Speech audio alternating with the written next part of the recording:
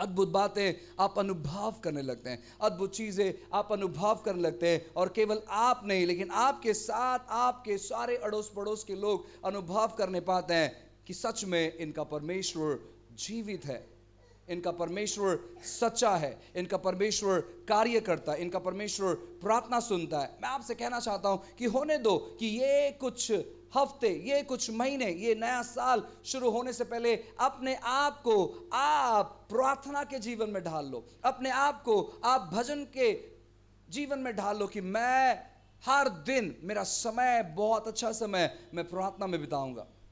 आप में से कुछ लोग ऐसे कहते होंगे, पास्टर प्रभु को जो करना है वो अपने वक्त पर जरूर करेगा।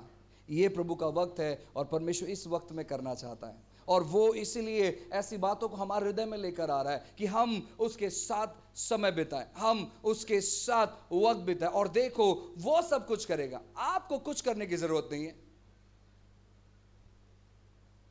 आपको नकली चाबी बनाने की जरूरत नहीं है कि कम से कम मैं मेरे पांव का इस्तेमाल करते हुए मेरे हाथों के बंधन को मैं खोल सकूं। नहीं, उसने कुछ नहीं किया।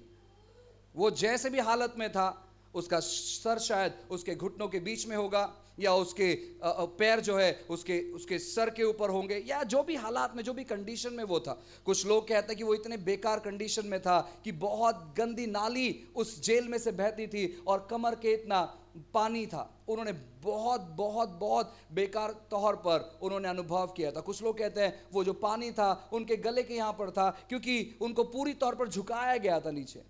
वो बहुत बेकार कंडीशन में थे। बहुत अलग अलग लोग जो है अलग अलग प्रकार की बातों को बताते जो उन्होंने स्टडी किया। मुझे पता नहीं वहां का हालत कैसे था, लेकिन मैं इतना जानता हूं कि उन्होंने चुनाव किया अपने हालत को, अपने शरीर को, और जो भी वेदना है उन सारे चीजों को नजरअंदाज करने के लिए और प्रार्थना करने के लिए।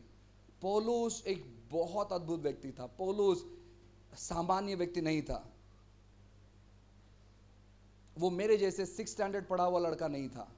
वो बहुत पढ़ा हुआ व्यक्ति था। वो फरीसी था, वो यहूदी था, उसे पूरे शास्त्र का ज्ञान था, वो बहुत समृद्ध था, वो बहुत प्रभावित था, वो वहां के राजा के साथ संपर्क रखता था।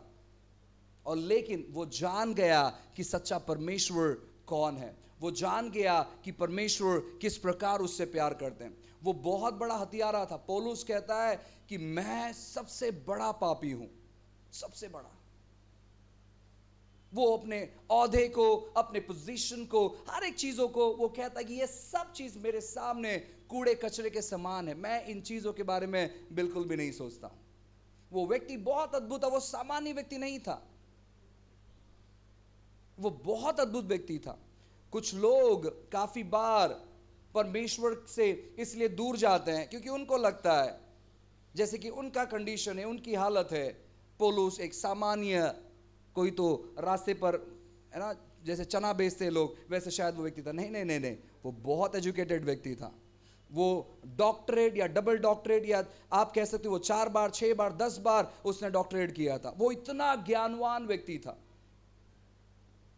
वो व्यक्ति अपना सब कुछ छोड़कर वो कहता है परमेश्वर मैं तैयार हूं आपके लिए मर मिटने के लिए। और जब वो ऐसी हालत से गुजरता है तो वो अपने दिमाग पर निर्भर नहीं होता है, अपने बुद्धि पर निर्भर नहीं होता है, अपने ज्ञान पर निर्भर नहीं होता है। वो निर्भर होता है पवित्र आत्मा पर कि परमेश्वर अब आप कर सकते हो। मैं जानता हूं कि आप अद्भुत हो, मैं जानता हूं कि आप कृपालु हो, मैं जानता हूं कि परमेश्वर आप अनुग्रहकारी हो, आप चमत्कारी परमेश्वर है। प्रभु आप हमें स्थिति और परिस्थिति से बाहर निकाल सकते हैं। और जब उन्होंने उस चीजों को प्रार्थना में लेकर आया, परमेश्वर ने कहा कि अब मैं कार्य करूंगा, अब मैं चीजों को करूंगा, अब मैं परिस्थिति बदलूंगा। और परमेश्वर ने वहां पर काफी लोगों के जीवन में बदलाव और परिवर्तन लाया। किस चीज के जरिए?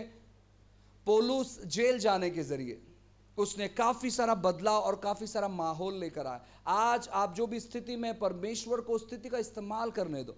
काफी बार हम परमेश्वर को उस स्थिति का इस्तेमाल करने नहीं देते। हम चिड़चिड़े बन जाते हैं, हम परमेश्वर शक करने वाले बन जाते हैं, हम परमेश्वर पे शंका करने वाले बन जाते हैं, हम परमेश्वर को सवाल करने वाले लोग बन जाते हैं, और बहुत सारा चीज हमारे मन में चल रहा होता है। नहीं, आप जिस भी स्थिति से गुजर रहे हो, होने दो उस स्थिति का परमेश्वर इस्तेमाल करे, ताकि उस स्थिति के जरिए परमेश्वर के नाम को महिमा मिले। उस स्थिति को परमेश्वर के हाथों में समर्पण करो, प्रार्थना करना जारी रखो, स्तुति करना जारी रखो। जब आप स्तुति करते हैं तो स्तुति आपके हृदय को तैयार करती है विश्वास करने के लिए। जो व्यक्ति स्तुति करता है व्यक्तिगत तौर पर, वो व्यक्ति का विश्वास बहुत मजबूत तौर पर तैयार होता है।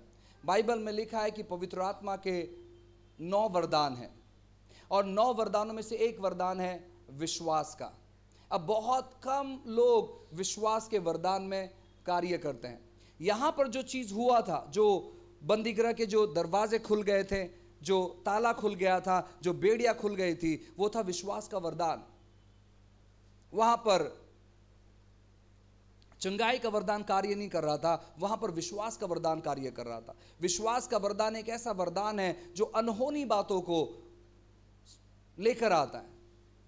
अगर कोई व्यक्ति मुर्दे को जिलाता है, अगर किसी की सेवकाई है मुर्दे को जिलाने की और उसने प्रार्थना की, मुर्दा जिंदा हो गया, तो वो विश्वास का वरदान था।